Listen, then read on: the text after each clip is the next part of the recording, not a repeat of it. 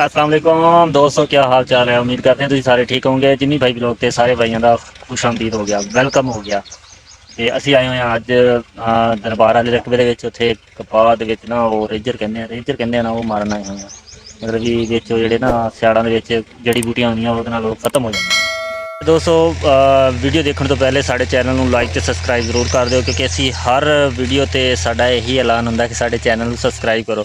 ਸਾਨੂੰ ਤੇ ਡਰਾਈਵਰ ਸਾਹਿਬ ਸਾਡੇ ਜਿਹੜੇ ਆ ਉਹ ਲੱਗੇ ਹੋਏ ਆ ਕਪਾਹ ਦੀ ਵਹਾਈ ਕਰਨ। ਤਕਰੀਬਨ ਵਾਹ ਹੋ ਗਈ ਆ ਕਪਾਹ, ਮਾਸ਼ਾਅੱਲਾ ਸੋਹਣੀਆਂ ਸਾਡੀ।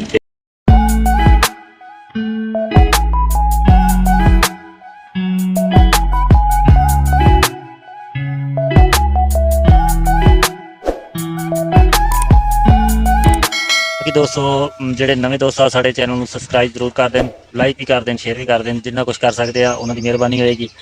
ਤੇ ਅਸੀਂ ਅੱਜ ਗਰਮੀ ਵਾਹਵਾ ਆ। ਵੈਸੇ ਮੌਸਮ 2 ਦਿਨ ਹੋ ਗਏ ਸਾਫ਼ ਹੋਣਾ, ਇਸ ਵਜ੍ਹਾ ਤੋਂ ਗਰਮੀ ਦਾ ਥੋੜਾ ਜਿਹਾ ਨਾ ਜ਼ੋਰ ਜ਼ਿਆਦਾ ਹੀ ਹੋ ਰਿਹਾ ਵਾ।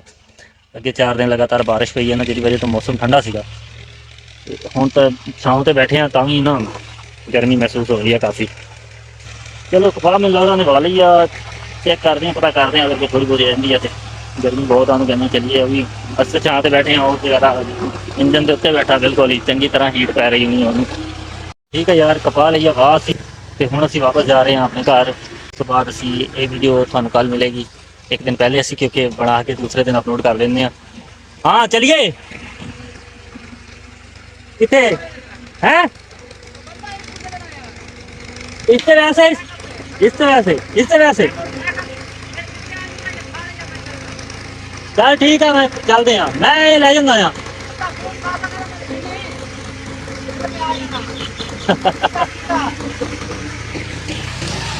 अच्छा, वो ड्राइवर साढ़े ते सोरे है इस बस्ती में रहने नाल ही बस्ती है गजगा। वो कहना यार ट्रैक्टर ले जा, मैं उन्होंने मिल के आना सोहरिਆਂ ਨੂੰ ਤੇ ਤੂੰ ट्रैक्टर ले जा, मोटरसाइकिल मिल दे। मैं तो मोटरसाइकिल ਤੇ ਚੜ੍ਹ ਕੇ ਬੈਠਾ ਸੀਗਾ ਵੀ ਗਰਮੀ ਤੋਂ ਬਚ ਕੇ ਟਾਈਮ ਨਾਲ ਪਹੁੰਚ ਜਾਊਂਗਾ, ਲੇਕਿਨ ਨਹੀਂ, ਉਹਨੇ ਫਸਾਈ ਦਿੱਤਾ। ਅੱਲਾ ਖੈਰ ਕਰੇ ਘਰ।